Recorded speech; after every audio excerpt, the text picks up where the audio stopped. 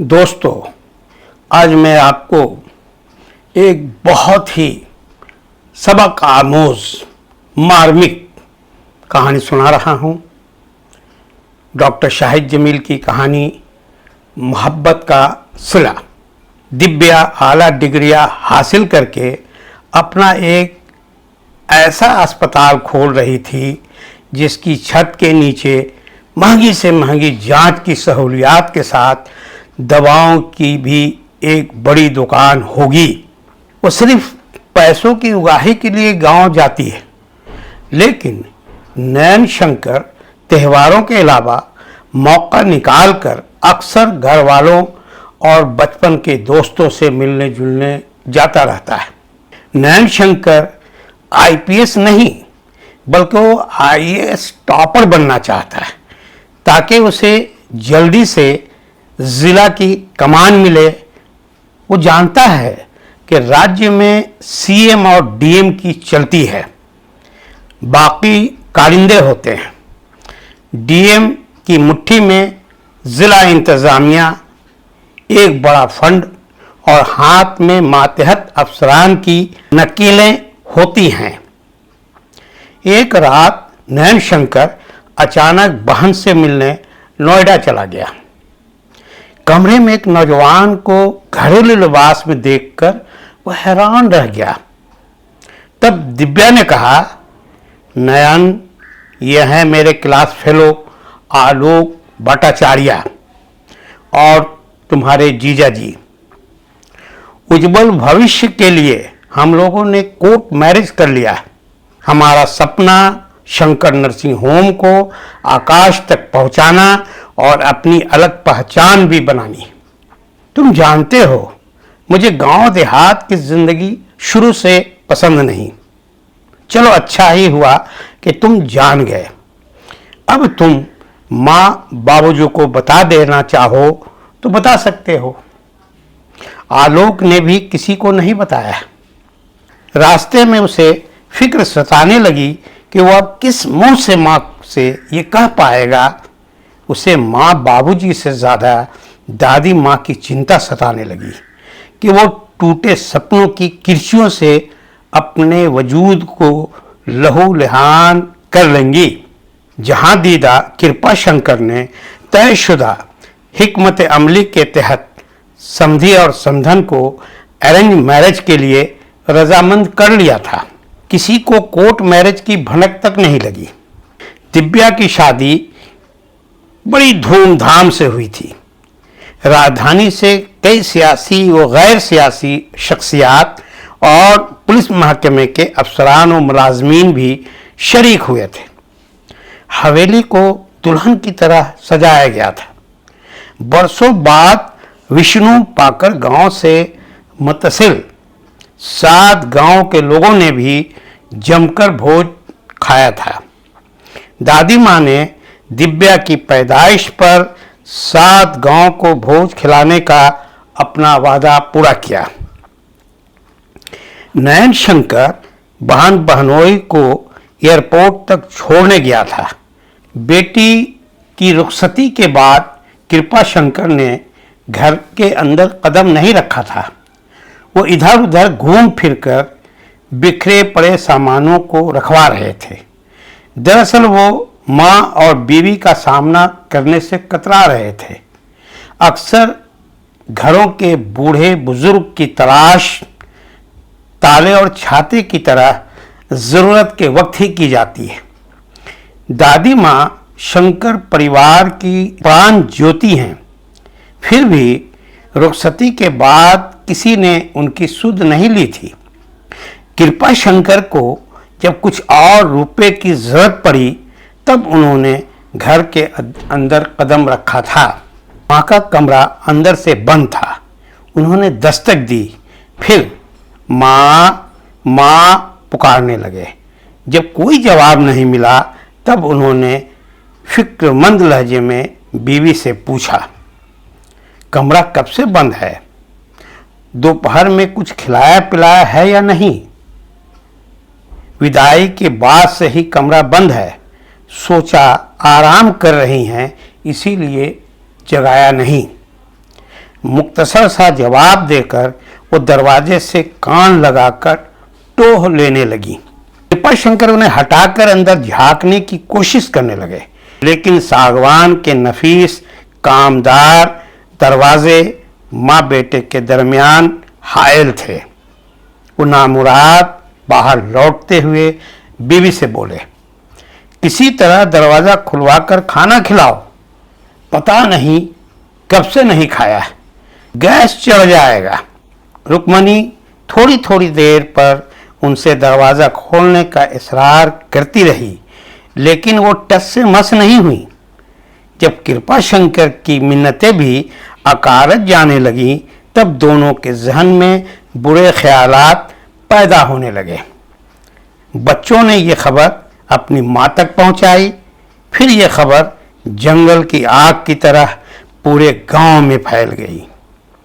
हवेली के अंदर औरत, बच्चे और बाहर जवान और बूढ़े जमा होने लगे। कृपाशंकर जानते हैं कि माँ बेहद जज्बाती हैं। उन्हें लगा कि वो दिव्या की जुदाई बर्दाश्त नहीं कर पा रही हैं।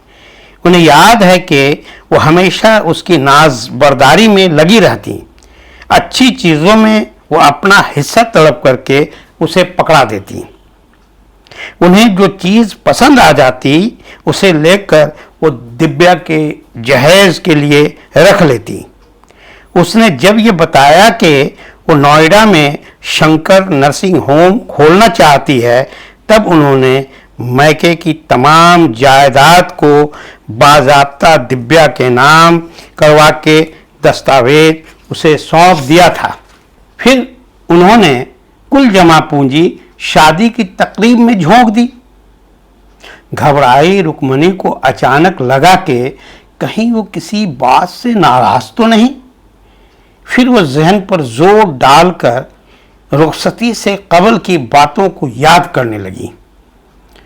कार में सवार होने से कबल उन्होंने दिव्या से कहा था, आज तुम्हारी दादी की सारी इच्छाएं पूरी हो गईं।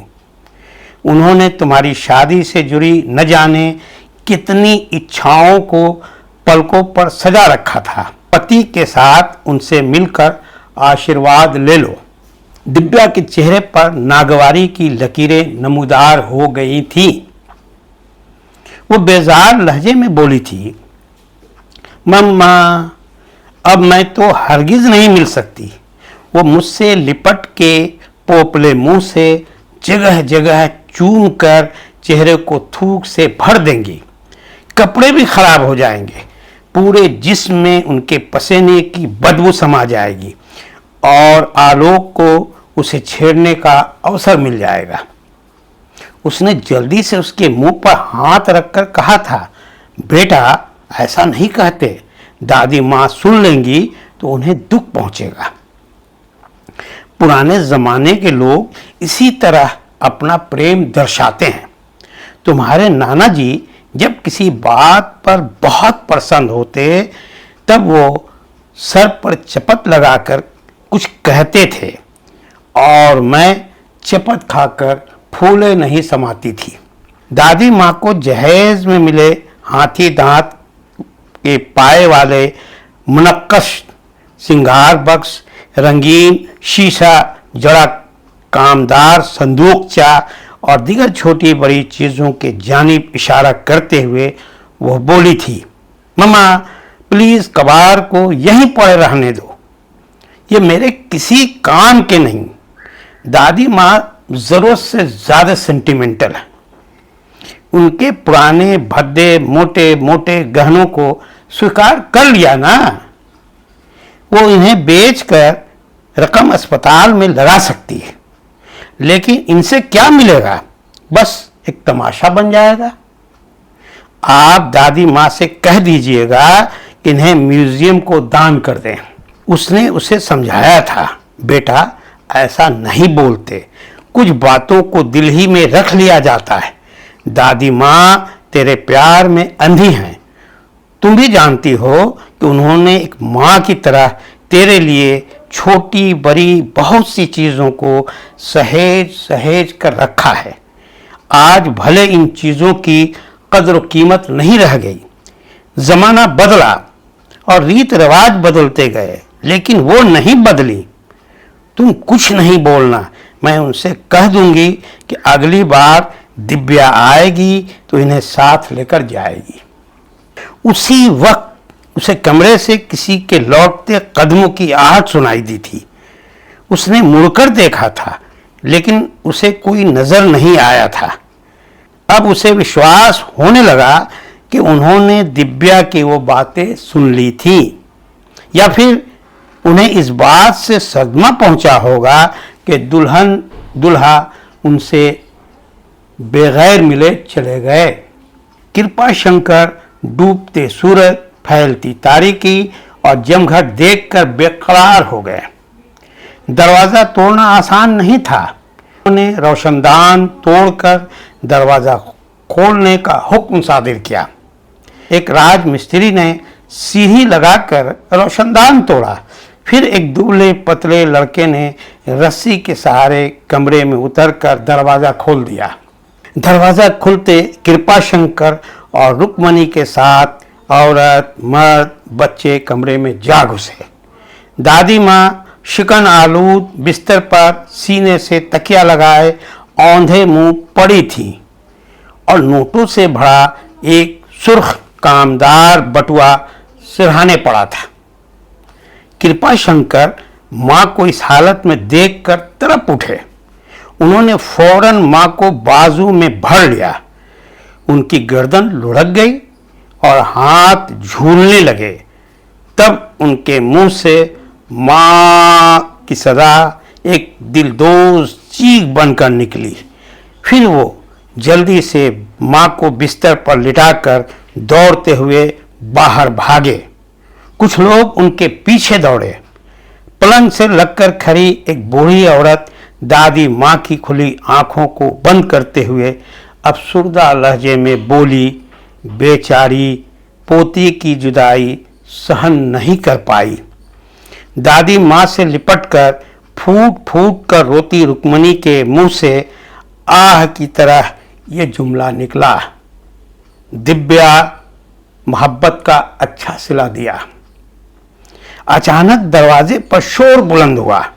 किसी ने बुलंद आवाज में कहा, कृपा शंकर को हार्ट अटैक हुआ है, जल्दी से हृदय नारायण नर्सिंग होम ले चलो।